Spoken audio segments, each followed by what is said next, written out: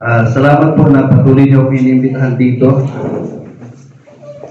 At sa biyaya ng Panginoon po, ang gawain sa Gimari ay nagpapatuloy. No? At Friday, meron kaming baptism. Tatlong kaluluwa po ang sumunod sa Panginoon sa baptismo nung nakaraang Friday. Kaya blessing. Ang ministry sa Gimari ay medyo challenging kasi ang Gimari po, ang tawag nila sa city na yun ay atheist city ng Armenia. Mga atheists sila.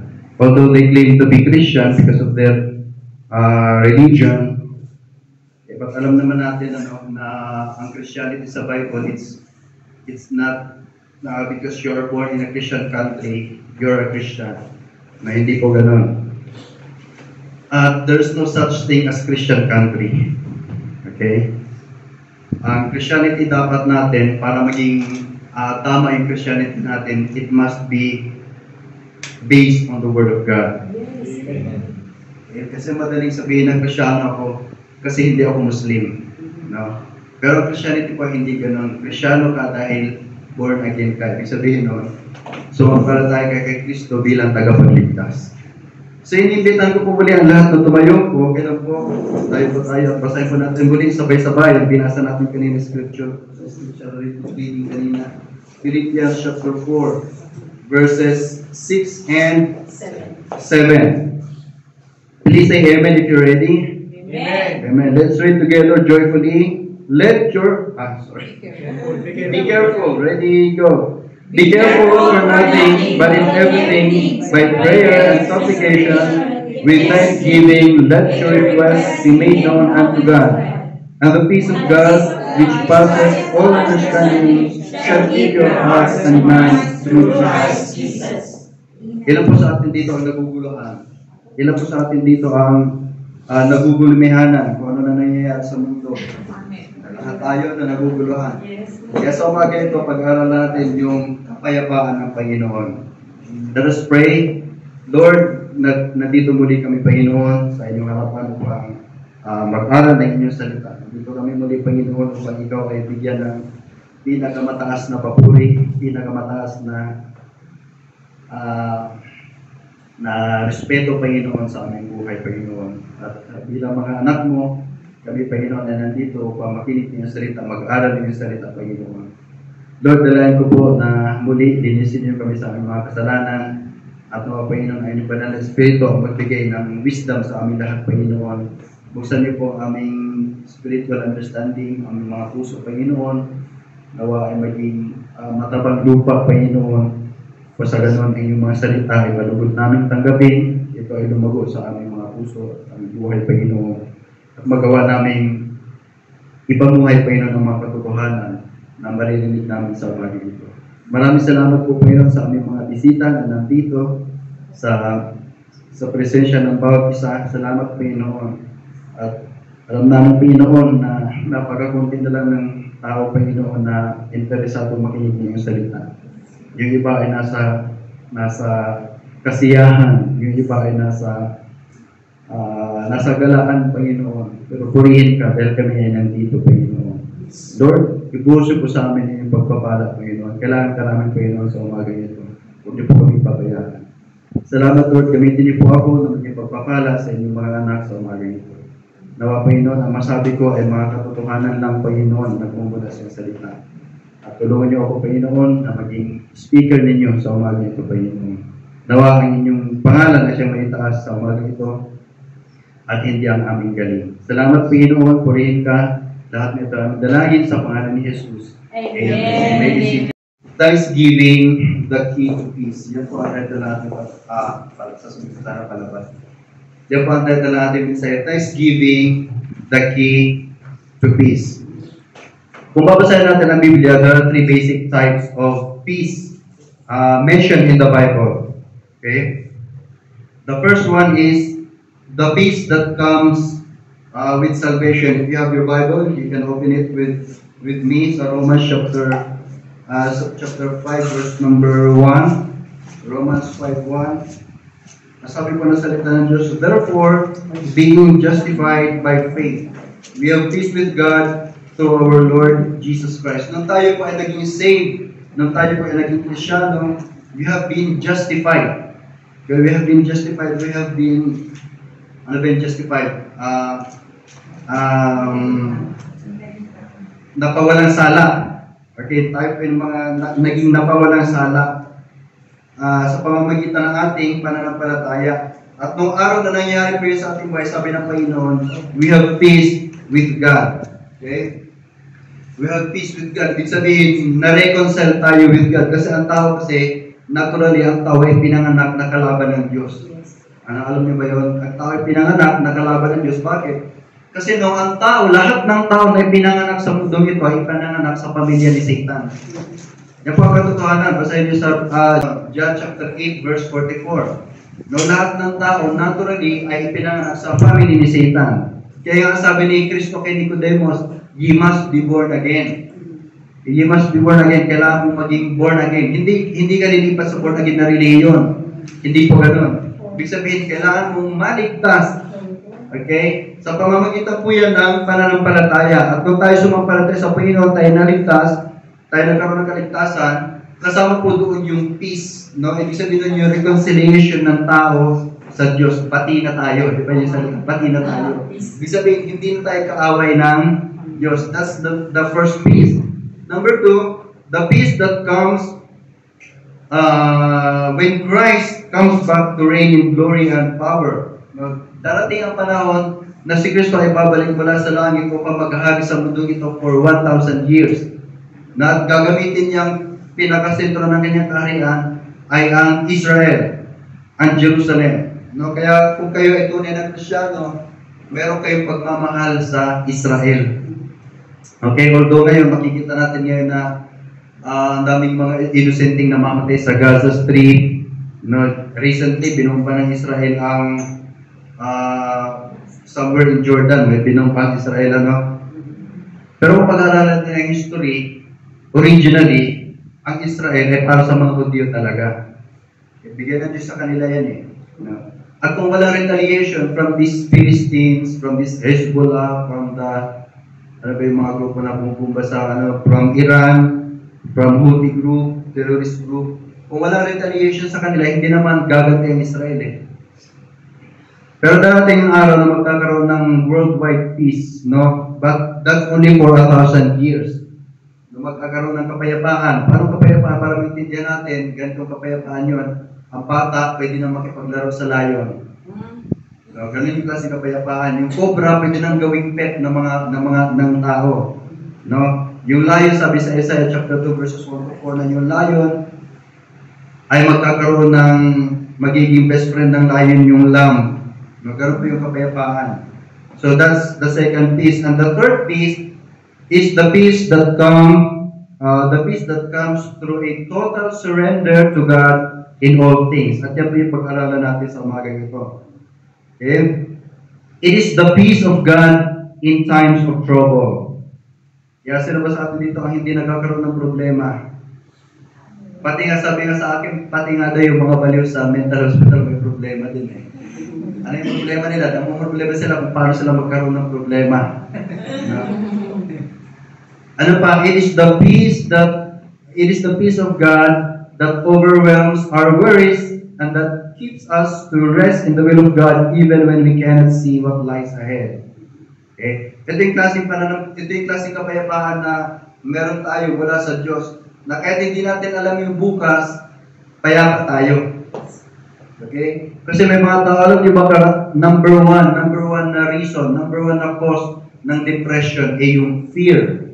Number one cause ng depression yung fear. Takot ka kung ano mangyayari bukas. Na walang kapayapaan. Pero tayo bilang mga Kristyano, meron tayong kapayapaan na mula sa Diyos. Okay? Paano? Ang tema natin is yan, a thankful heart. Anong connection ng thankful heart sa kapayapaan?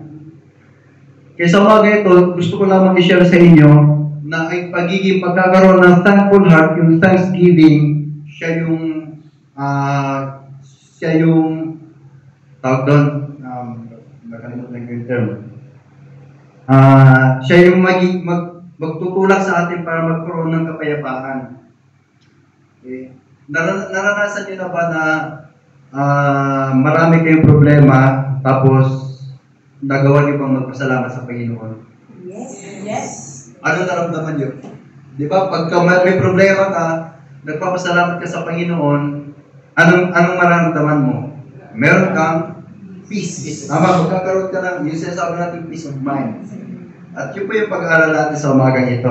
Thanksgiving is an important theme. Thanksgiving is an important factor for us to have peace. For us to have peace. At ang Biblia, kung babasahin niyo ang Biblia, it is full of thanksgiving. Thanksgiving is mentioned 140 times in the Bible. In Psalms chapter 103, kung babasahin niyo Psalms 103, David wrote about thanksgiving.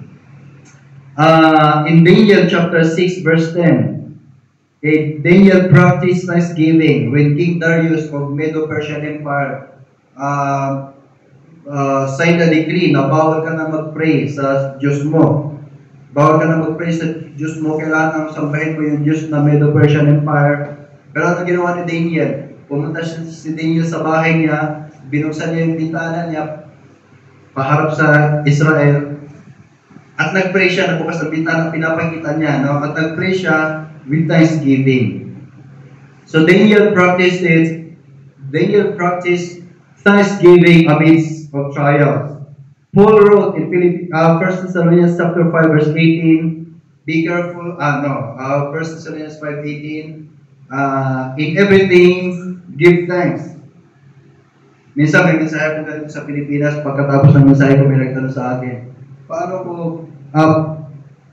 ko magpapasalamat namatayan kami, no? Binasa ko sa kanya tong 1 Thessalonians 5:18. Sabi ng Biblia, in everything. No, kung tunay kang Kristyano, kahit sa kahirapan, kahit sa mga unfortunate na nangyari sa buhay mo, nagpapasalamat ka sa Panginoon. Hindi naman sinabi in every good thing. In everything, tama po, hindi sinabi in all good things. No, yung sabi po ng Biblia, in everything, give thanks. For this is the will of God. Alam niyo po, ang pagpapasalamat ay utos po yan ng Diyos. It is the will of God. Kalooban ng Diyos para sa ating mga Kristyano na magkaroon tayo ng thankful heart. Even in little things. Okay? Even in little things. Kahit yung pag-isip nyo sa umaga, no? Pag-isip sa umaga, pagkatapos ng trabaho, we thank the Lord. No? Habang naglalakad, you can say, Lord, thank you. Habang pauwi ka sa apartment nyo, you can say, Lord, thank you. Natapos ang trabaho ko ng maayos. Okay? Kapag may problema, Lord, thank you. May problema ako. Kasi yung problema na yan, yun yung magbibigay sa atin ng kalakasan. Alam niyo ba yun? Na kung hindi tayo, parang tingnan yung grapes. No, hindi yan magbubunga ng masarap na grapes kapag hindi yan ninaampas. Ang tawag yan, pruning. Pinapalo nila yan. Yung mga grapes, nilalagay mo ng mga Armenians yan. Na pag nilatigo mo yung grapes, magpuproduce siya ng masarap na bunga. Ganun po yan. Ang gold. No, alam niyo, 9 years old pa lang ako, nagtrabaho na ako sa minahan. Na nag-ukay na kami ng gold when I was 9 years old. At ang gold, para ka mag-produce ng fine gold, mga kapatid, para ka mag-produce ng fine gold, kailangan mo sunugin yan. Kailangan mo sunugin. The more na napakainit ng apoy, the more na magkakaroon ng fine colored gold. Ganon din sa buhay Kristyano na sabi ni Job, when I am tried, I shall come forth as gold. Si Job, sabi ni Job, the more na sinusubok siya ng Panginoon, the more siya na nagniningning ng parang ginto. Kaya yung problema, yung mga pagsubok sa buhay natin bilang mga Kristyano, para ng Panginoon yan, para tayo ay tumibay. Kinaalala sinabi ko na nakaraan ng nag-preach ako dito, naalala ba yun?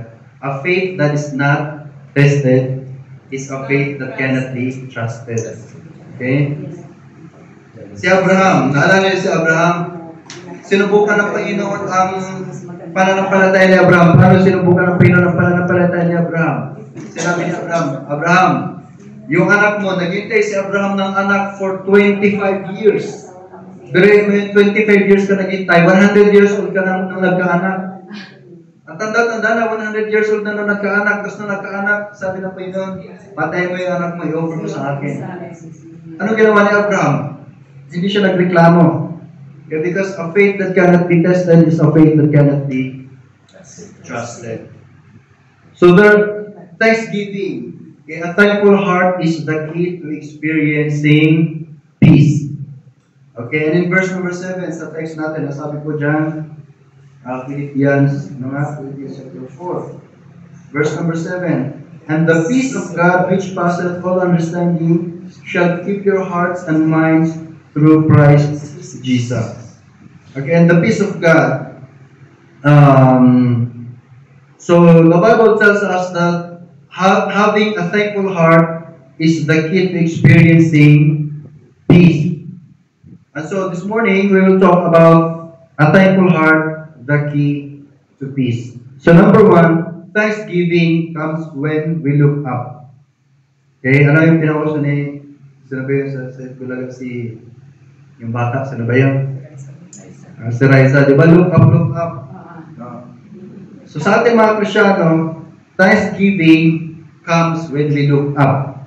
Okay, verse 6, sabi ng Biblia, be careful for nothing, but in everything by prayer and supplication with thanksgiving, let your requests be made known unto God. So we are going to study carefully verse number 6. Makikita natin na sa buhay natin bilang mga Kristyano, meron talagang trouble. Okay, meron talagang cares. Kaya sabi ng Biblia, be careful for nothing. Ibig sabihin, yung care po natin tukoy dyan, ibig sabihin dyan, worry. So, sinabi ng Biblia, be careful for nothing, hindi ibig sabihin na huwag kang mag-ingat, na hindi po. Ang ibig sabihin po niyan, huwag kang mabahala. Okay, huwag kang mabahala sa anumang bagay. Be careful for nothing. The word careful means to be anxious or to be worried. So again, it means do not worry for anything. That word reminds us that sometimes the cares of life can make thanksgiving difficult. No? At bilang tao, mahirap naman talaga magpasalamat kapag dumanas tayo ng tawagan nating unos sa buhay, problema. Na naranasan niyo bang mamatayan kayo ng magulang, mamatayan kayo ng anak? Sabi, Lord, salamat namatay ang magulang ko. Diba? Ang hirap naman ng ganun, di ba? Mahirap po yan. Minsan, inimbitahan akong mag-pray sa isang church sa Pilipinas. Tapos nung nag-pray ako, sabi ko, Lord, salamat sa mga problema. After COVID, sabi ko, salamat sa mga problema. Salamat sa COVID na naranasan namin. Sabi nung narinig ko may people na nag-react, uy! Napauwi siya. Kasi nagkaka siya, bakit pati problema, pinapasalamatan ko. Kasi yung problema kasi, para ng Panginoon yan, para tayo lumago sa ating pananampalataya. Kristiyano ka man o hindi, dadaan ka talaga sa hirap. Dadaan ka talaga sa problema. Ang kaibahan natin, dahil tayo Kristiyano, meron tayong peace of God. Sa verse number 7. And the peace of God. Kaya meron tayong peace of God. John chapter 16 verse 33. Ang sabi ng Biblia, John 16:33, these things have I spoken unto you. Now all the things that Jesus has spoken are written here in this book. Okay, why? That in me ye might have what? Peace. In the world ye shall have tribulations, but be of good cheer. I have overcome the world. Natalo na ang Panginoon ng mundo. Natalo na ang Panginoon sa Satan. Okay? At kung tayo ito na Kristyano, meron tayong victory with God. When we take the time to stop in our struggles and look to God for His assistance, we will discover that we have many reasons to give thanks. Okay? When we look up, now we have many reasons na magpasalamat sa Panginoon. Romans 8:28, ang sabi ng Biblia, Romans 8:28. And in all things, medyo di ko alam ba ano nangyari sa memory ko ngayon. Romans 8:28, ano ang sabi po dyan, Romans 8:28? Ayun. We know that to them that love God. Mahal po ba ang Diyos? Sabi ng Biblia, all things work together for good So lahat na nangyayari sa atin, masama man o mabuti, yan is for our own good. All things work together for good. Okay? To them that love God. Kaya yung mga hindi kinakaya, yung problema, maybe they don't love God. Di ba nasabi ko na nung nakaraan, nung dumating kami dito as missionaries 3 years ago. Pagdating namin dito, kinabukasan, nagkaroon yung si Hobie, nagkaroon ng yung second son ko, nagkaroon ng 3 virus. We stayed in the hospital for 1 week, almost 1 week. More than 1 week, kasi 8 days. So sabi ko, Panginoon, minsan sinabi ko, Panginoon, bakit ganito? Minsan na-question ko, bakit ganito, Panginoon? Then after that, nung time na yun, buntis pa yung wife ko, nasa chat pa lang, na-discover na yung pinagbubuntis ng asawa ko ay may tumor sa puso. Kaya may 4 na bukol sa puso. At nasabi ko ng doktor, kapag pinanganak to habang lalaki to, magkakaroon pa ng maraming tumor. At yun nga, meron tumor sa skin, di ba? Sabi ko na sa skin, sa mata, sa utak, sa liver, sa kidney. Kaya sabi ko, hindi na ito tumor, many more na ito. No? Pero ang prayer ko, alam niyo ang prayer ko, sabi ko sa Panginoon, Panginoon, kung ang problema, ang paraan para mabigyan ka ng glory, mag-glorify kita sa buhay namin, bigyan mo kami ng maraming problema. No? Bigyan mo kami ng maraming problema. Kung yan ang tanging paraan para matuwa ka sa buhay namin, para mag-glorify ka sa buhay namin. Why? Because we know that God works even in our pain. Okay? God is present even in our pain. God will provide in our pain both materially and spiritually. Matthew chapter 6, basahin niyo po. Buksan niyo po Matthew, if you have your Bible, Matthew chapter 6. Makikita natin dito na ang Diyos ay nagpo-provide ng way, nagpo-provide ng Panginoon even in our material needs, even our material needs. God provides. Matthew chapter 6 verses 25. Makikita niyo dyan, no? Take no thought for your life, sabi ng Panginoon. Huwag niyong isipin na ang buhay niyo what you shall eat, or what you shall drink, nor yet for your body what you shall put on. Is not your life more than meat, and the body more than raiment? Behold the fowls of the air, for they sow not, neither do they reap, nor gather into barns, yet your heavenly Father feedeth them. Are you not much better than they? Sabi ng Biblia, kung yung mga ibon nga na hindi naman nagtatrabaho, yung mga langgam na hindi naman ganun ka-importante kaysa sa atin, pinapakain ng Panginoon, dinadamitan ng Panginoon, how much more tayo? No? Namahal tayo ng Panginoon. Okay? Kaya sabi dito sa verse 31, therefore, take no thought saying, what shall we eat, or what shall we drink, or wherewithal shall we be clothed? For all these things do the Gentiles seek, for your heavenly Father knoweth that you have need of all these things. Alam ng Diyos kung ano kailangan natin. Alam ng Diyos kung ano kailangan natin. Kaya sabi sa verse 33, but seek ye first the kingdom of God and His righteousness, and all these things shall be added unto you. Yung pala yung sikreto. Yung pala yung sikreto para ibigyan ng Panginoon na pangangailangan natin. Ano po? Seek ye first the kingdom of God. No? May mga tao nagsusumikap, kumakalit kalabaw, na kahit saan din nagtatrabaho para mag-provide ng pangangailangan. Pero sabi ng Panginoon, ito sikreto, seek ye first the kingdom of God and His righteousness, and all these things shall be added unto you.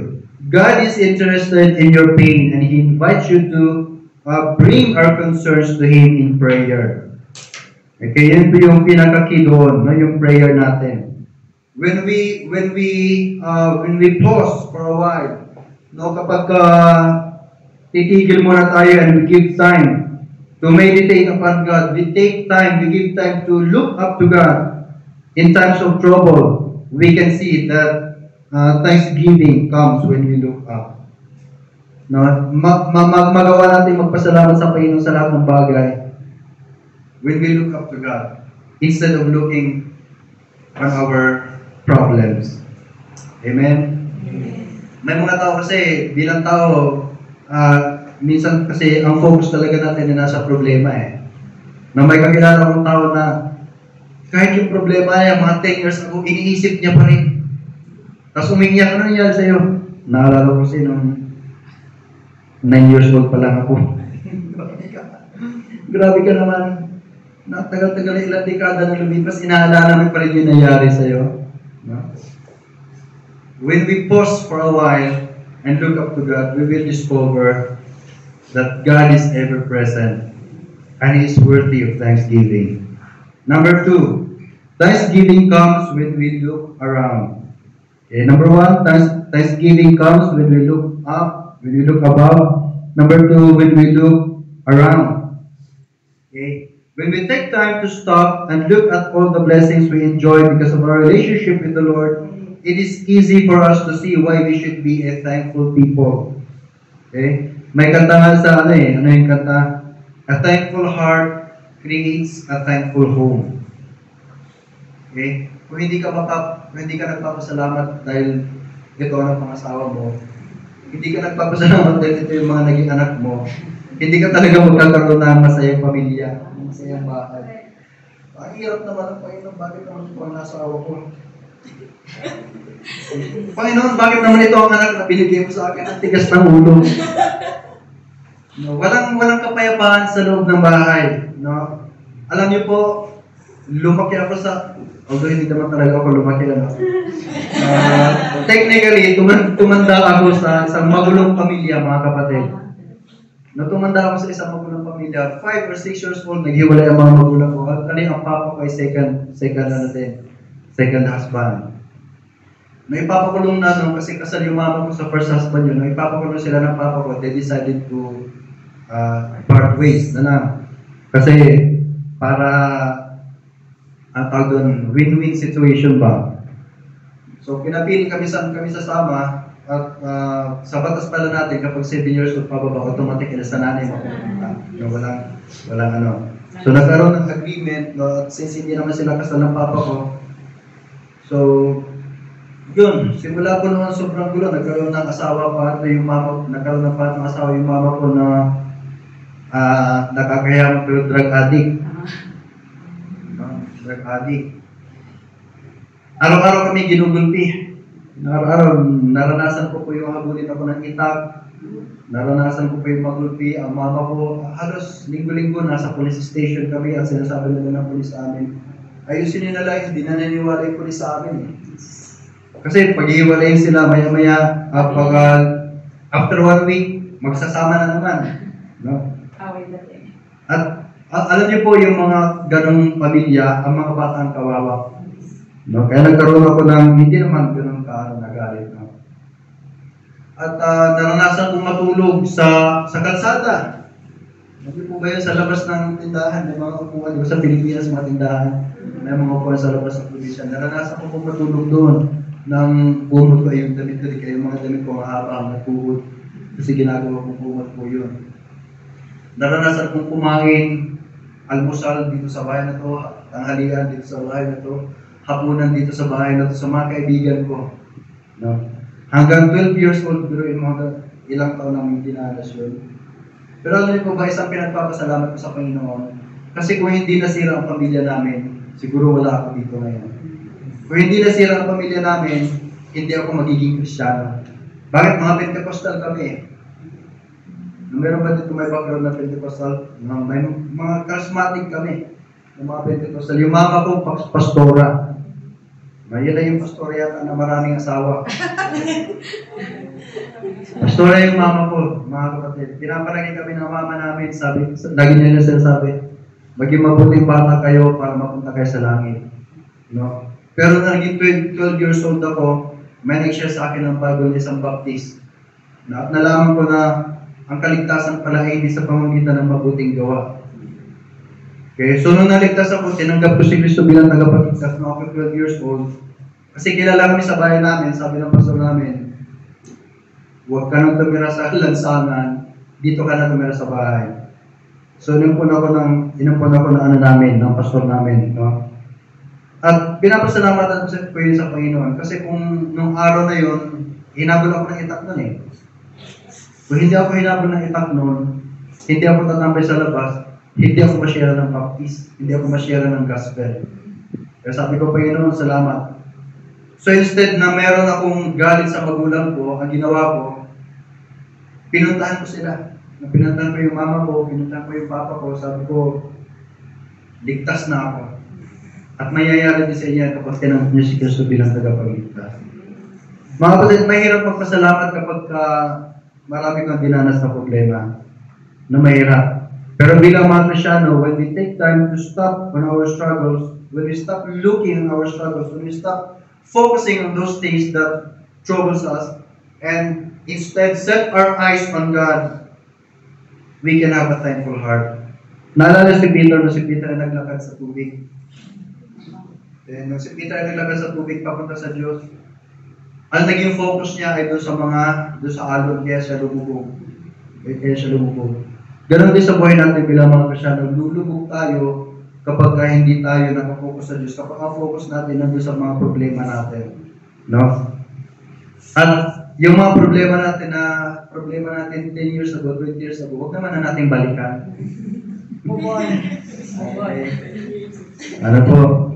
Yung mga 5 years ago, okay? Hindi. Joke lang yun. Bilang mga tao, kung gusto natin ng kapayapaan sa buhay natin, kailangan po, iset natin yung focus natin sa Diyos at hindi sa mga problema.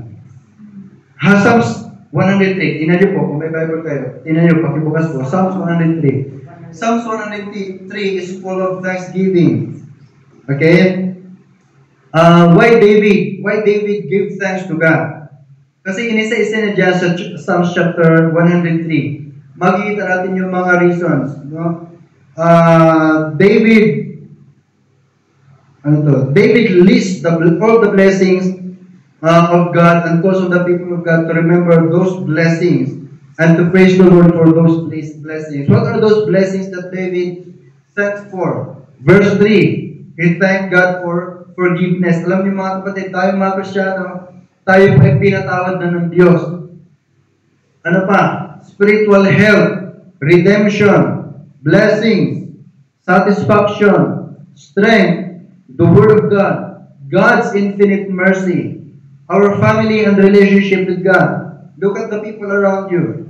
Tingnan niyo po yung mga nasa tabi niyo. Na hindi ba ka nagpapasalamat sa Panginoon na sila ang naging kaibigan niyo? Na tapos Sunday, dinadala kayo sa church.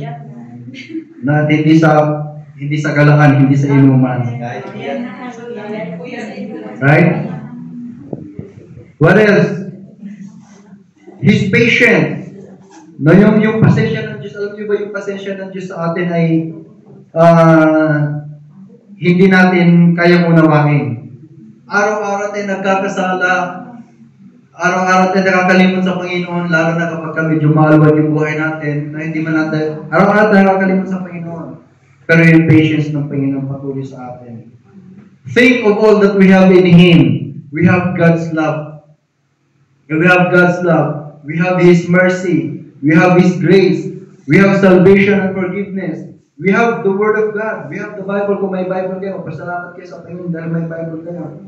Alam niyo po ba dito sa Armenia, bawal sila magbasa ng Bible? Sinasabi ng Armenian Apostolic Church na ang Bible para lang sa bahay, decoration. Nakabukas yan, pero huwag niyong babasahin. Display lang. Display lang. Diba sa mga amo niya, nakikita yung mga Bible nila? Bawal yan ilabas ng bahay. Sabi ko doon sa mga kapatid sa akin, mga kalaro ng anak ko. Nasabi ko sa kanila, kung may Bible kayo, dalhin nyo dito pag Sunday. Sabi nila, bawal. Bawal ilabas kasi malas daw pag ang Bible dilabas sa bahay. Pero yung mga kalukuhan niya. Mga kapatid, nandito natin malalaman ang katotohanan. Ito, ang Bible ko, sira-sira na po kasi laging ginagamit. Nandito yung katotohanan. Okay? Kailangan meron sa ating kapanahon na ngayon dito, maintindihan ko kung wala kayong Bible dito kasi wala naman talaga King James Bible dito eh. Pero meron tayong mga cellphone, pwede tayong mag-download ng Bible app. Wala na tayong excuse, wala akong Bible eh, kaya hindi ako nakakapagbasa. May Bible app sa cellphone. Na nakita nasa bus kayo, pwede nyo basahin.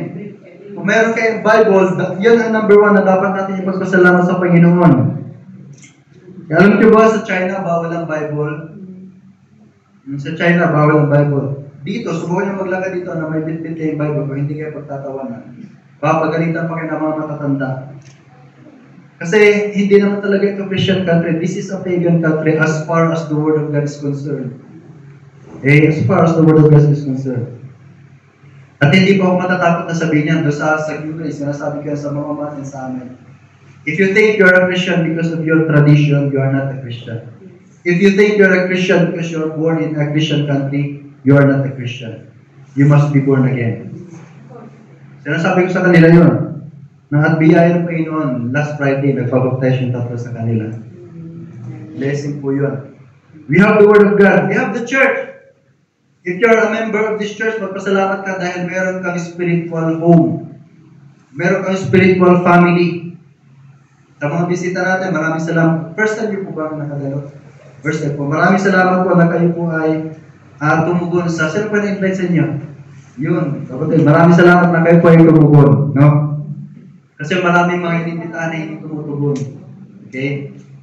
Alam niyo, magpasalamat kayo dahil doon sa mga bisita, doon sa mga first time ha, magpasalamat kayo na meron kayong kaibigan na iniimbitahan kayo sa church. Okay? At hindi doon sa mga bagay na, sa mga lugar na kung saan mapapasama kayo. Ako nagpapasalamat ako dahil minsan may nag-invite sa akin. Habang nakatambay ako, hinabal ako ng itak nun eh. Habang nakatambay ako sa labas ng tindahan, mayroong isang Baptist pastor na, hindi rin talaga siya pastor eh. Presidente siya ng young people na nagbigay ng truck. Sabado yun, hindi ko makakalimutan yung Sabado.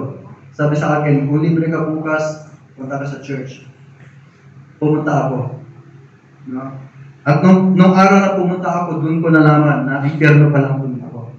At tinanggap ko si Kristo bilang aking tagapagligtas. No, kung meron kang church na nasisilungan, magpasalamat ka kapatid.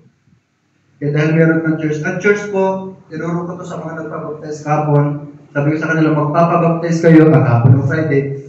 Sabi ko sa kanila, magpapabaptize kayo hindi para maging membro kayo ng church.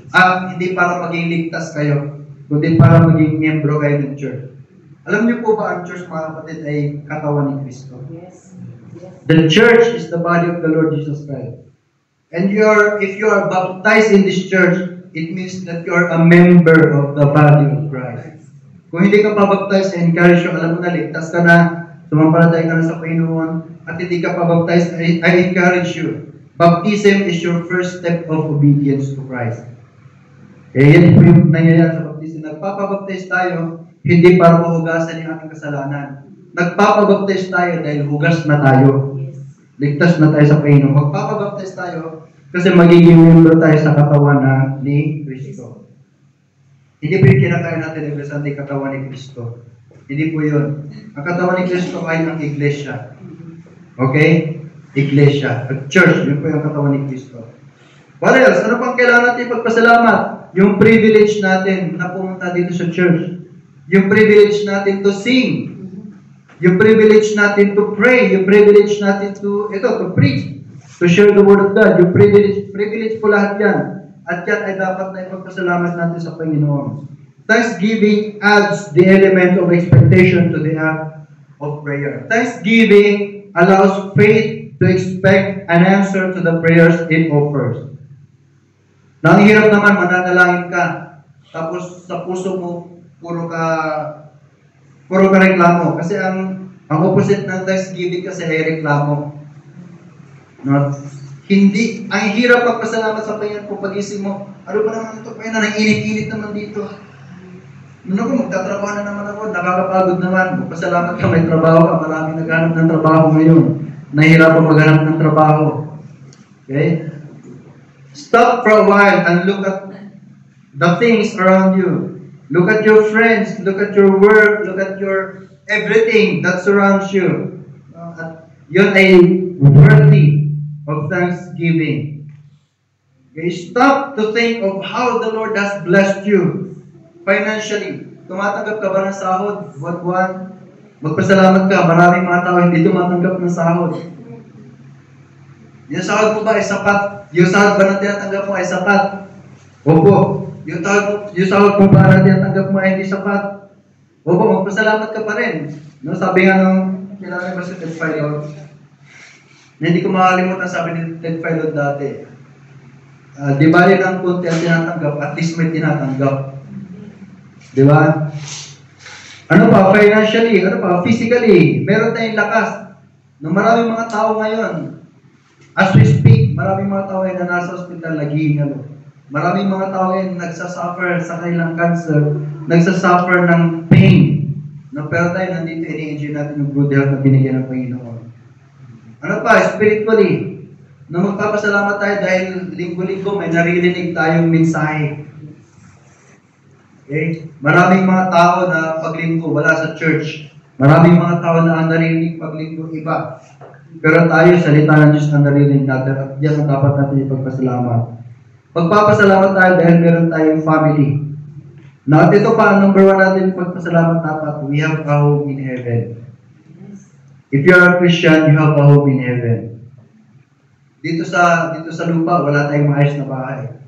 Na nakikita na lang tayo dito, nagre-rent na lang tayo dito ng napakamahal na upa. Eh, lalo na pag nalaman nila hindi ka Armenian, napakataas na upa. No?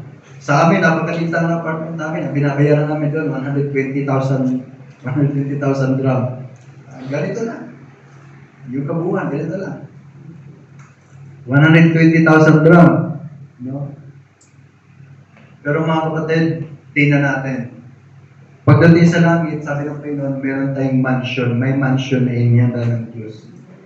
No? Naniniwala ba kayo doon? Basahin nyo, John chapter 14. Pwede nyo ba yung John chapter 14. Tingnan lang natin sa lip. Hindi ko kasama sa natin. Pero tingnan lang natin sa lip. John chapter 14. Sino po nakakita? Pwede nyo po basahin. John chapter 14, verses 1, 2, and 3.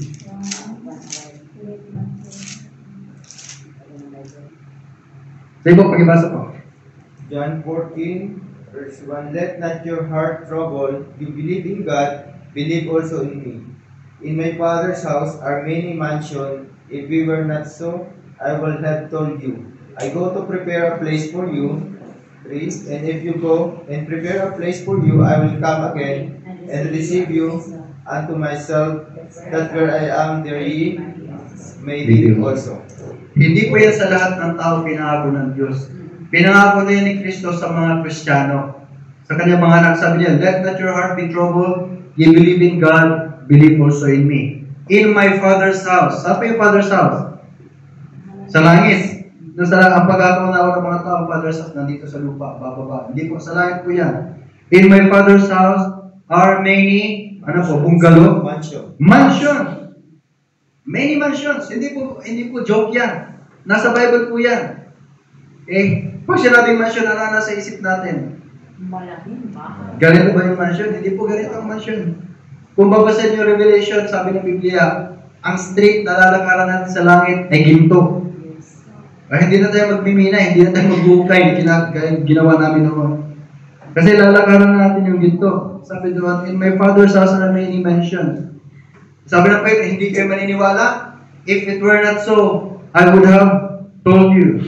I go to prepare a place for you. And if I go and prepare a place for you, sabi ni Kristo, I will come again. Sabi ni Kristo, pupunta ako sa langit para ihanda yung tirahan para sa inyo. At pagbalik ko, kukunin ko kayo kasama ko, that where I am, there you may be also. Kaya mga kapatid, yung pala, isipin pala natin yung pangako ng Panginoon, sapat na para ipagpasalamat natin. Na kahit sa isang bahay, marami tayong kasama na hindi natin kakilala, hindi natin kasundo minsan, pero yan ay temporary lang. Dahil pagdating sa langit, meron tayong mansion. Ano ba? Yung mga prayers na sinagot ng Panginoon, dapat natin magpasalamat. Na yung panalangin na sinagot ng Panginoon, sino ba sa inyo ang nanalangin at sinagot ng Panginoon? Amen, sila kapatid, no? Marami tayo, halos lahat tayo. At naniniwala ba kayo, mga kapatid, maniwala kayo sa specific prayer? Kasi ako, maraming beses ko na nasubukan yan yung specific prayer. Bago kami dumating dito sa Armenia, sabi ko sa Panginoon, Panginoon, ayokong magpastor sa ibang bansa. Gusto ko dito na sa Pilipinas. Talaga nakipaglaban ako sa Panginoon. Talaga, gabi-gabi sabi ko, Panginoon, huwag niyo ako ipadala sa Armenia. Dito lang, gusto ko dito lang sa Pilipinas, Panginoon.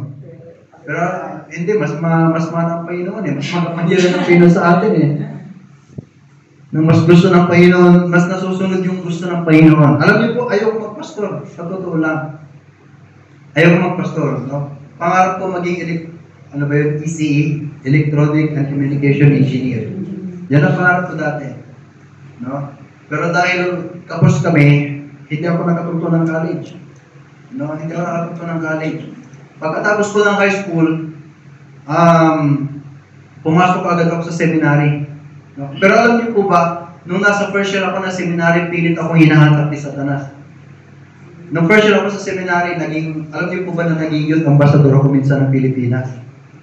Opo, kasama ko pag pinapadala kami sa ibang bansa, kasama ko lagi si Pimentel. Naalala niyo si Pimentel, Senador Pimentel. Nang patay na si Nene, yung matandang senador.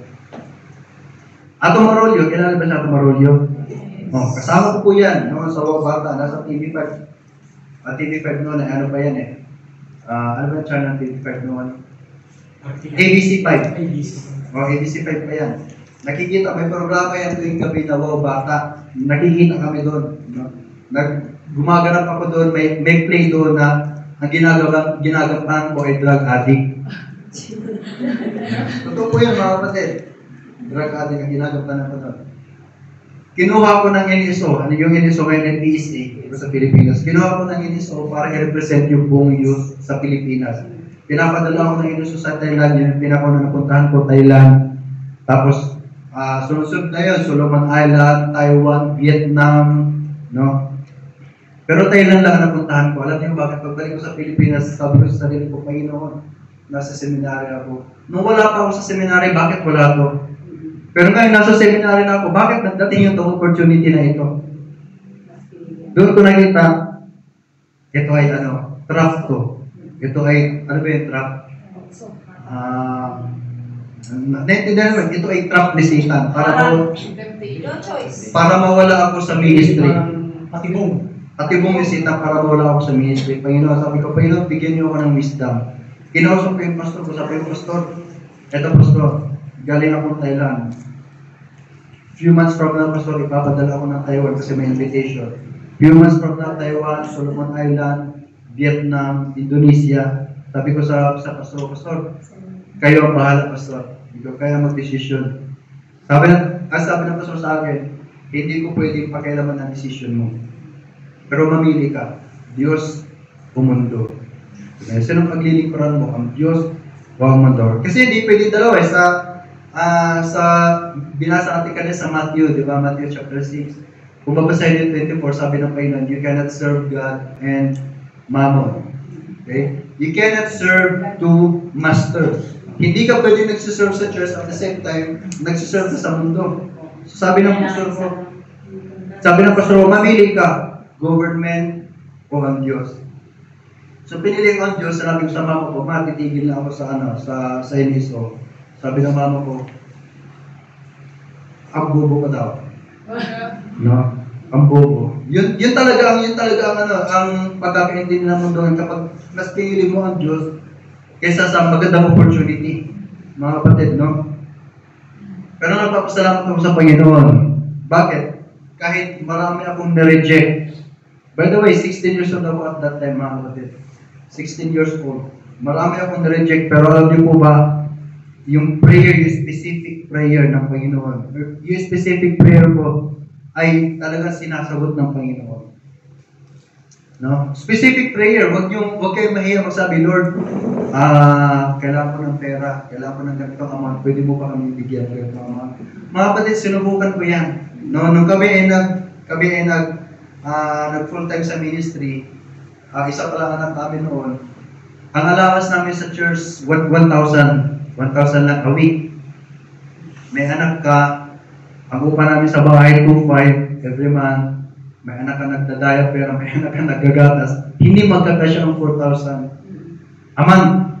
Kasi 1,000 a week, so hindi magkakasya ang 4,000 a month. Tapos every week binibigay ang allowance namin na 1,000 hanggang Wednesday lang. Sa Laguna ako nakatira Parang may Manila na rin ang Laguna Na hanggang Wednesday, pagka Thursday, wala namin pagkain. Lagi yung ginagawa ko habang kasi ako naglalabas sa amin, tigasin ako eh.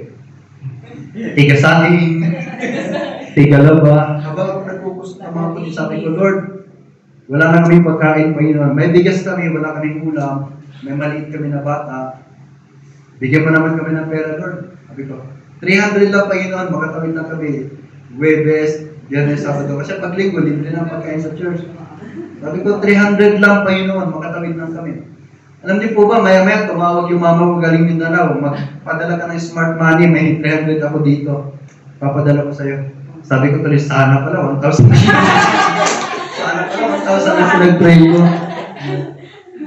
At hindi lang po yun isang beses, na hindi yun coincidence, kasi nung minsan din, may pambayad kami ng bills, pero kulang na 1,000. No? Kasi by the way, nagtrabaho ko sa bangko noon eh. Nung nagtrabaho ko sa bangko, nasanay kami na magandang income. Tapos nung nag-resign kami para mag-full-time sa ministry, biglang nawala lahat. No, ang sweldo ko sa bangko, 22,000 naman. Nung nag-ministry kami, tumatang kami ng 4,000 naman. Paano pagkakasya yun? So nagkaroon kami ng bills, kulang ng 1,000. Mga kapatid, 1,000 ang kulang sa bills namin. Sabi ko, Panginoon, bigyan niyo kami ng 1,000 para makabayad kami ng bills. Pinag-preach ako sa isang church. Pagkatapos kong mag-preach, may nag-abot sa akin ng 1,000 pesos. Pagkatapos kong mag-preach, may kumamay sa akin, may payment na 1,000. Sabi ko, sayang, dapat 3,000. At maging yung pagpunta namin dito mga kapatid, medyo mahirap paniwalaan mga kapatid, pero ito, ako po ay isang missionary, isang preacher, na sasabihin ko sa inyo to encourage you to do specific prayer. Nasabi ko sa Panginoon, Panginoon, kung talagang ipapadala niyo ako sa Armenia, Panginoon, para mag-missionary, ito, ako na kayo sa Panginoon. Bago ko dalhin ang pamilya ko doon, dalhin niyo muna ako doon, ako muna mag-isa. Prayer ko yun, May, March, April. Pagkapasok ng April, pinag-pray ko yun, 2019. Sinabi ko sa pastor ko, ang burden ko, October. Alam niyo po ba, after 3 weeks, nakabuo ang church ng 100,000 pesos. Pamasahe ko, pumunta dito sa Armenia. Sabi ko, Panginoon, talagang gusto niyo akong pumunta dito ah. Pagdating ko dito sa Armenia, sabi ko naman, Panginoon, nandito ako, ayaw ko pumunta dito para lang bumala. Sabi ko, Panginoon, gamitin niyo ako dito. Pagdating dito, sunod-sunod na, nakilala ko sa Pastor Ed, nagsimula kami ng Bible study doon pa sa mga apartment, kung kilala niyo si Berna, yung sinabi ko kanina, si Berna, apartment ni Jackie, kung kilala si Jackie, si Mary Rose, kilala niya si Mary Rose, sila yung mga kauna-unahan naming mga contact noon dito. At yung mga yan, may mga apartment doon, maraming mga border. Pumunta kami sa mga apartment para mag-Bible study. At yun yung prayer ko ngayon, talagang tinawag na ako dito, bigyan nyo kami ng Bible study. Gumawa kami ng paraan para mapag-minister kami sa mga tao dito.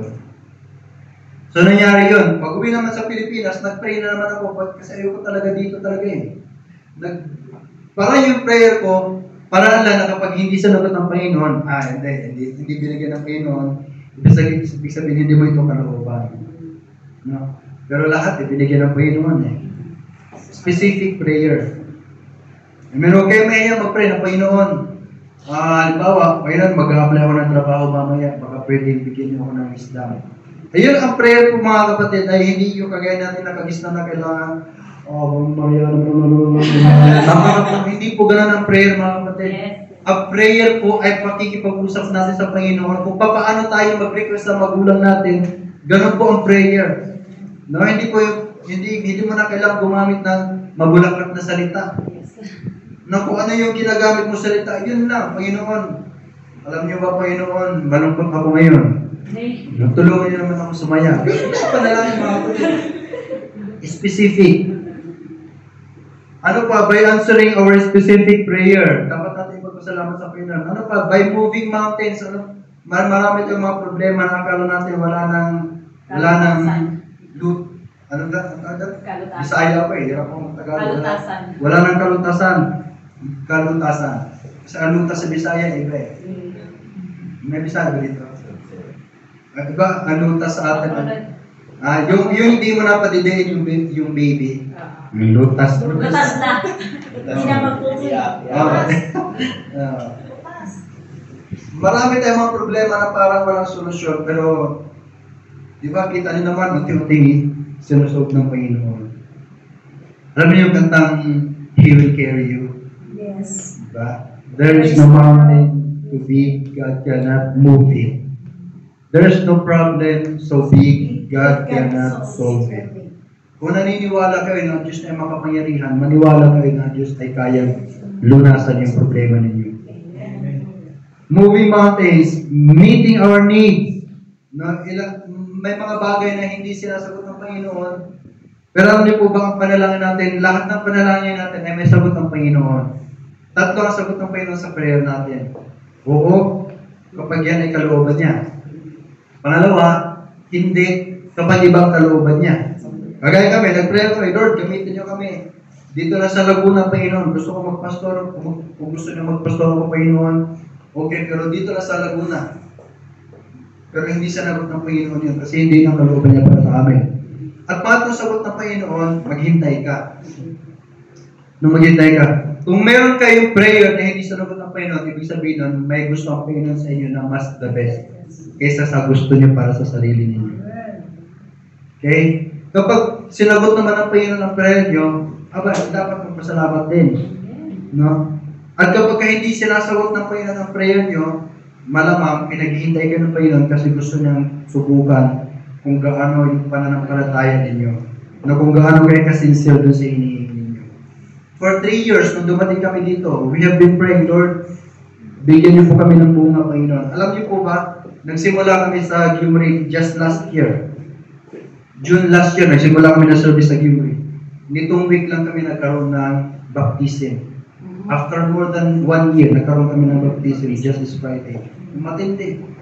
No? Pero, kailangan lang kasi natin maghintay kasi isa yan sa ng Panginoon. Sagot ng Panginoon sa panalangin natin. Ano pa? For comforting your heart. Mga kapatid, magtataka ka sa dami ng problema mo, kaya mo pa rin tumawa. Diba? Sa dami ng problema mo, ang ibang tao sa sobrang dami ng problema, nagpapakamatay. Yung ibang tao sa sobrang dami ng problema, nababaliw. Na nababala sa sobrang dami ng problema. Pero dahil tayo, meron tayong Kristo sa puso, tayo ay mga Kristyano na, kahit gaano kadaming problema natin, meron pa rin tayo, meron pa rin sa puso natin yung nagpapasalamat tayo. Yung papa ko, muntik na mamatay 14 years ago. 14 years ago, sabi ng doktor, 3 months na lang ang papa mo, mamamatay na. Ewan ko, sabi nga, may nagsabi sa akin, hindi mo yata mahal ang papa mo. Na may nagsabi sa akin, pinagbibigtaan pa kami, hindi mo yata mahal ang papa niyo. Na hindi sa hindi ko mahal ang papa ko. Alam ko kasi na ligtas na yung papa ko, pag namatay siya, sa langit siya pupunta. Kasi sinabi ng Panginoon, pinapatigil na yata ako. Sabi na, malapit na po, malapit na. For comforting your heart, no? Mayroong dalawang tao na nagkikwentuhan, sabi niya, pare, kaya mo sumipol habang nagsisipilyo. Meron ka? Wala ka. Pero may isang tao na kaya sumipol habang nagsisipilyo. No? Kasi gustiso niya.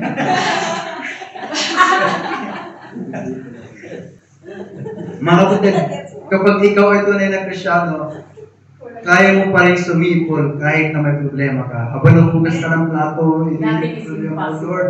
Salamat po, Panginoon, na may problema ako. Kaya mo parang umawit sa Panginoon. When we take time to look around at all the blessings we enjoy as God's children, it is easy to see that we have so much reason for thanksgiving. Okay, and last na po.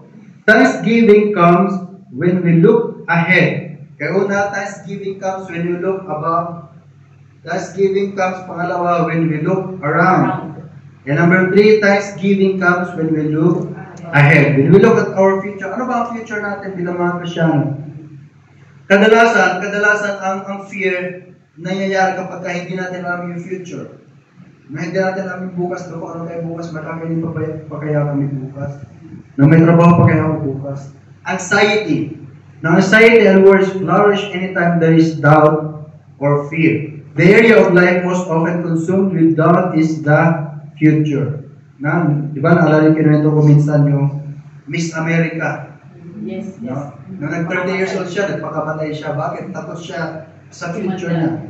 Takot siya tumanda, takot niya pagtanda niya na mangyayari sa kanya sa future. And most of the time, kinukonsume na yung time natin sa pag-worry sa future natin. Pero bilang mga Kristiyan, balikan natin, binasa natin kanina sa John chapter 14, let not your heart be troubled. Ye believe in God, believe also in me. Kung naniniwala kayo sa Diyos, maniwala din kayo kay Kristo.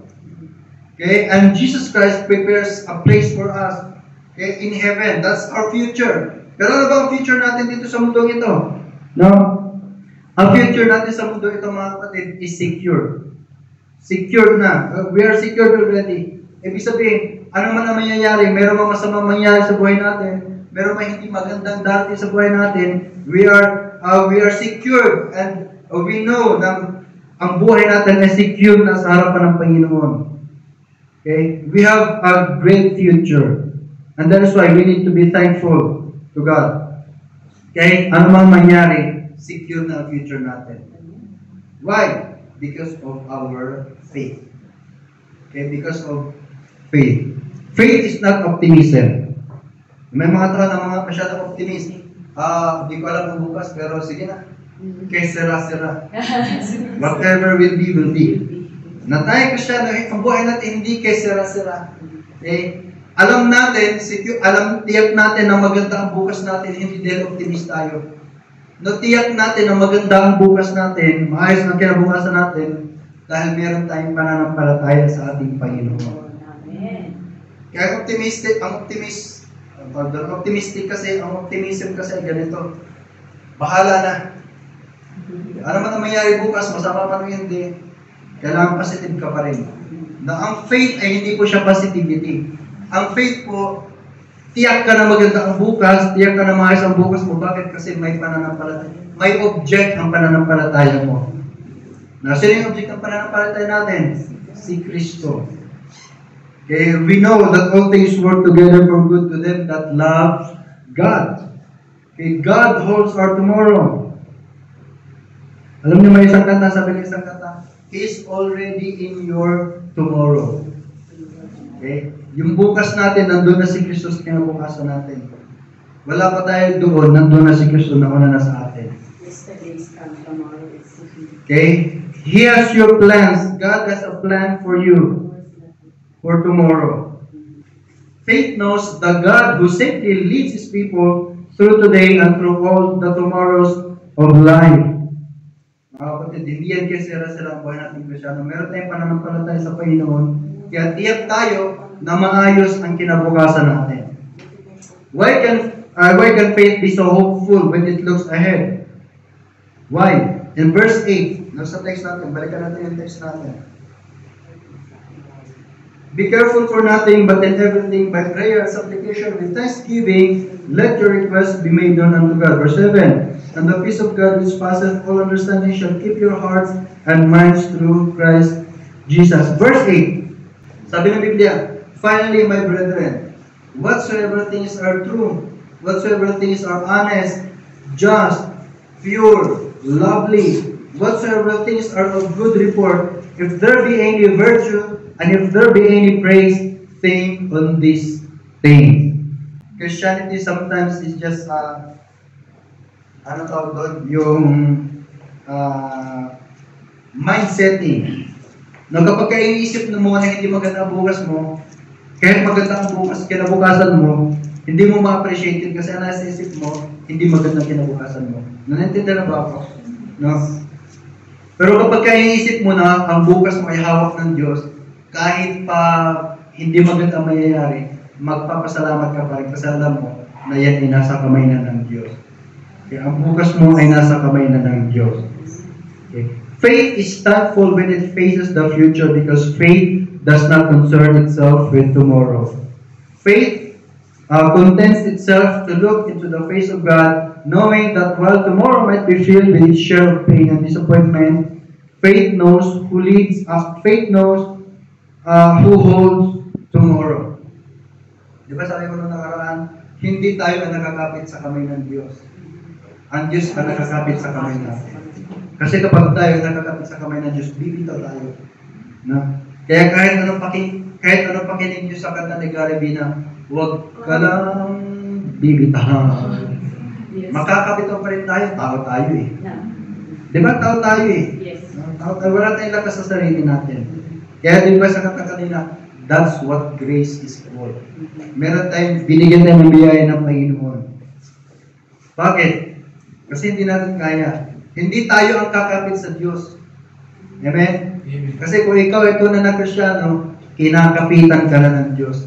Nakahawak na ng Diyos sa iyo. Kailangan mo lang magtiwala. Kailangan mo lang magkaroon ng faith. Na ang Diyos ay lagi nakahawak sa kamay mo. Okay? Pero ang paboritong kanta ng bagong Kristyano ko, His eye is on the sparrow. His eye is on the sparrow. Pasada lang ha. Why should I feel discouraged? Why should the shadows fall? Why should my heart be lonely? Basta sa chorus. I sing because I'm happy. I sing because I'm free. For His eyes is on the sparrow, and He knows He watches me. Mga kapatid, mahal ng Diyos ang mga ibon. Yung mga ibon na yan, mamamatay lang din yan. Walang buhay. Mamamatay lang din yan. How much more tayo? Na tayo ay mahalaga. Gano'n ba tayo kahalaga sa Diyos?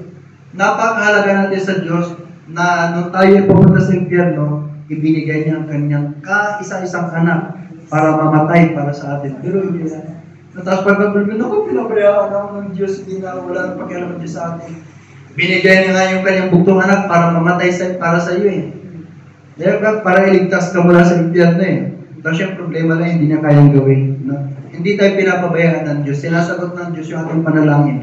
Minsan lang, akala natin hindi, kasi hindi, yung sagot ng Panginoon, hindi siya naayon sa expectation natin. Yes. Okay? Lord, bigyan niyo ako ng 1 million. Binigyan ng Panginoon sa'yo, 100,000 lang. Bakit? Baka kasi hindi mo kaya i-manage yung 1 million. Yes. Di ba? Nung bata ako, lagi sinasabi ng pastor ko, Brad, huwag kang mag-pray na matuto kang mag-pray ng aeroplano. Bakit po? Hindi ka naman piloto eh.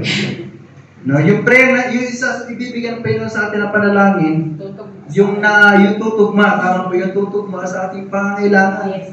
Minsan, Lord, bigyan niyo po ako ng magandang bahay, magandang kotse. Alam niyo po, ibibigyan ng Panginoon yan kung kaya mo namang gampanan. No? Eh baka pag binigyan ka ng Panginoon ng magandang bahay, magandang kotse, wala ka na sa church. Bakit? May kotse na ako, pumunta ako, ganito, ganyan, Saan saan pumunta? Sunday lang, kung saan ka nalalakad. Minsan, hinahold ng Panginoon yung blessing kasi alam ng Panginoon na hindi natin kaya i-handle. Kapag binigyan ka ng Panginoon ng 1 million, wala ka na sa church. Ayoko na silang ka-fellowship, mga mahihirap yan. mga empleyado lang yung mga yan. Ayoko na sa mga yan. Minsan nagkaroon kami ng mga young professionals sa amin, sa church namin. Yung fellowship ng mga young professionals, yung mga young people na wala pang asawa, no? Pero may mga trabaho na, maraming engineer, may mga teacher sa amin, may engineer, may isa sa amin na doktor. Nagkaroon kami ng fellowship, young professionals fellowship. At ako ang ginawang leader. Hindi ko na sila maintindihan kasi high school graduate lang ako. Pag nag-usap sila, uy, kumusta ang thesis mo nung college ka? Talaga, hindi ako makasakay. Ano ba yung thesis? Ano ba yung ganito? Lalo na pag may mga accountant na nag-usap-usap, ang hirap intindihan. Kaya sa pastor, para magkakaroon tayo ng division, no, alisin na lang natin ito yung professionals kasi mga young people din yung mga yan eh. No, why not ihalot na lang natin sila sa mga hindi professional? No, kasi sa harapan ng Diyos, wala namang professional eh. Sa harapan ng Diyos, walang pastor, walang missionary, walang leader. Sa harapan ng Diyos, pantay-pantay tayo. Okay, pantay-pantay tayo sa harapan ng Diyos. Ba't ba tayo napunta doon? Nawala ko. Naalala niyo ba sa pena? Yung pasasalamat na. Pasalamat tayo sa Panginoon dahil meron tayong, ito mga bagay na meron tayo. Ito dapat ipagpasalamat sa Panginoon. No? Dapat natin ipagpasalamat sa Panginoon. So thanksgiving comes by looking above. Thanksgiving comes from looking around, and it comes from looking ahead. So when you look up, when you look around, and when you look ahead, marami kang dapat ipagpasalamat sa Panginoon. No? At kung gusto mo ng tunay na kapayapaan, magkaroon ka ng thankful heart. Huwag yung, grateful heart, huwag yung nasa puso mo puro reklamo. Or mga material. No, puro reklamo, Panginoon, ano ba naman to? Ganito na lang. Pagising para sa mga reklamo. Bakit ang init, Panginoon? Ako naman nagising. Bakit Masarap ganito? pa matulog. No. Alam niyo po ba na kapag nasimulan niyo ng reklamo ang araw niyo, sira na yung araw niyo buong araw. No? Kaya happy, thankful. Kaya pagising niyo sa umaga, ugalin yung mga kapatid na pagising sa umaga, Lord, thank you. Kaya simple lang. Bago kayo gumawa na ng mga ginagawa sa umaga, pagising nyo, umupo kayo sa kama, Lord, salamat po, nagising ako. Kahit konti lang tulog ko, nagising ako. Kasi maraming iba, tayo konti lang tulog. Yung mga iba nga, konti ang gising eh. Wala nang gising. Kaya dapat natin ipagpasalamat. Lahat ng bagay actually mga kapatid ay kailangan natin ipagpasalamat sa Panginoon. Minsan, iisipin natin, napaka-uwi naman kahit na ganyan lang, pagkain lang, ipag-pray pa. Napaka-uwi naman kahit yung pagtanggap na sa akin, di ba? Pag nag-withdraw kayo, Panginoon, salamat, naka-withdraw ako ngayon. Panginoon, napakasimpleng bagay, no? Pero madalas natin nakakaligtaan. Yes. Pero dapat hindi natin kaligtaan. Lahat ng bagay sa mundo na meron tayo, dapat natin ipagpasalamat sa Panginoon. Problema man yan, o blessing man yan, na kailangan natin ipagpasalamat sa Panginoon. At kapag na-develop sa atin yan yung thankful heart, magkakaroon tayo ng peaceful mind. Amen? Magkakaroon tayo ng peaceful mind. Hinahanyain ko po lahat na yumuko at pumikit. Hindi ko alam kung anong pinagdadaanan ninyo ngayon. Hindi ko alam kung anong klaseng problema meron kayo. Hindi ko alam ang sitwasyon ninyo. Ang Diyos ang nakakaalam. Pero pinangako ng Diyos na kapag ialin mo ang lahat sa Diyos, bibigyan ka niya ng kapayapaan. Why not come to Jesus? Why not come to God today? Then you pray. No, lumapit ka sa Panginoon through prayer. And I will help you. Can you raise your hand? Brother Lem, please pray for me. Meron ako pinagdadaan. Amen. I see that hand. Amen. Brother Lem, please include me in your prayer. Amen. Amen. I see that hand. Amen. Maraming salamat po. No? Meron po ba dito sa inyo na gusto magkaroon ng long-lasting peace? No? Ang long-lasting peace, mga kapatid, wala po sa material na bagay. No? Nasa Panginoon lamang. Habang lahat po ay nakapikit, wala nakapikit. Pwede po kayo magtas na kamay. Brother Lem, gusto kong ma-experience yung long-lasting peace kay Kristo. Mga kapatid, amen. Salamat po. I see that. Amen. Amen.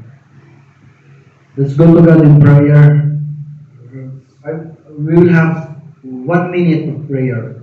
Lahat tayo lalapit sa Panginoon personally. May mga bagay tayo hindi nasasabi sa ating kapwa, pero pwede natin sabihin sa Panginoon. Let's have 1 minute of silent prayer.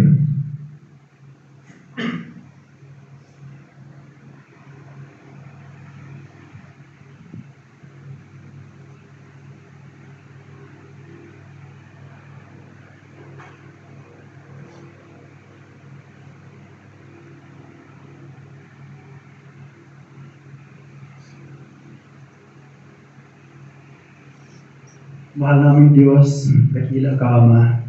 Maraming salamat po kayo sa inyong mga salita.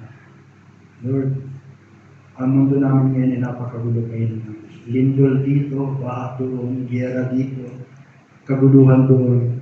Maging sa sarili naming bansa sa Pilipinas, Panginoon, na hindi nagkakasundo. Maraming mga bagay, Panginoon, na ginagamit ni Satan na dahilan, Panginoon, para manghina kami. Lord, nais po namin magpasalamat sa bagay ito, Panginoon, dahil meron kaming kapayapaan na nagmumula sa inyo, Panginoon.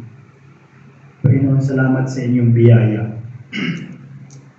Salamat sa inyong biyaya sa aming buhay, Panginoon. Lord, nakita niyo po, Panginoon, yung mga nagtaas ng kamay, Panginoon. Hindi ko po alam, Lord, kung ano po ang dinadamdam nila ngayon, Panginoon. Hindi ko alam, Lord, kung anong klaseng problema mayroon sila sa kanilang pamilya o sa Pilipinas, kanilang mga pangailangan sa kanilang trabaho. Kayo po ang nakakaalam, Panginoon, kung anong struggle nila, Panginoon. Bilang Kristiyano, Panginoon, hindi po kami kasundot ng mundong ito, Panginoon. Marahil dumadanas sila ng persecution, Panginoon, in any form. Marahil pinagtatawanan sila ng mga kakilala nila dahil sa pagsisimba nila, pag-iimbita nila, Panginoon. Lord, I don't know. But I pray, Panginoon, I pray for these people, Panginoon. I pray for them. I pray na i-provide niyo po ang kanilang mga pangangailangan, Panginoon. The peace that they need, Panginoon, I pray that you provide kalakasan sa kanilang trabaho, Panginoon. And Lord, I know, Panginoon, na dinalan sila sa lugar kung saan sila, Panginoon, ngayon dahil gusto niyong magamit sila sa inyong ministry, Panginoon. Lord, I pray, continue to use them, Panginoon, to invite people to your church. I pray for these people, Panginoon. I pray for the people here in this ministry. Kaya po ang mga Panginoon. Lord, give us peace, Panginoon. Give us peace. Amidst struggle, Panginoon, meron kaming kapayapaan dahil meron kaming pananampalataya sa inyo, Panginoon. Lord, tulungan niyo po kami, Panginoon. I pray for this church. I pray for their pastor, Pastor Ed, na huwag ma-approve na ang kanilang visa papunta dito, Panginoon, at kaya po ang pag-provide ng kanilang pangangailangan financially, Panginoon. I pray for our ministry there in Jumri. Pwede po kumilos, Panginoon, na maraming mga Armenians na makakilala pa sa inyo, Panginoon. Lord, I pray for Armenia. I pray for I know, Panginoon, I will not pray for peace dahil hindi naman mangyayari yung peace hanggang hindi ka babalik. What I pray, Panginoon, is for their salvation, Panginoon. Because true peace, lasting peace, comes only through your Son, Jesus Christ, Panginoon.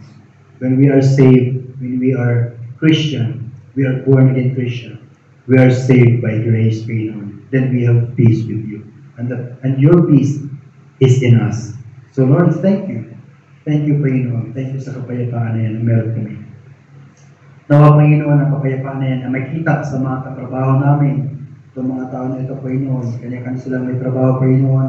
I pray na makita ng mga katrabaho nila, Panginoon, na sila ay tunay na Kristiyano sa pamamagitan po ng kapayapaan meron sila, Panginoon. Na kahit maraming pressure sa trabaho, maraming stress sa kanilang trabaho, Panginoon, ay nakakangiti pa na sila.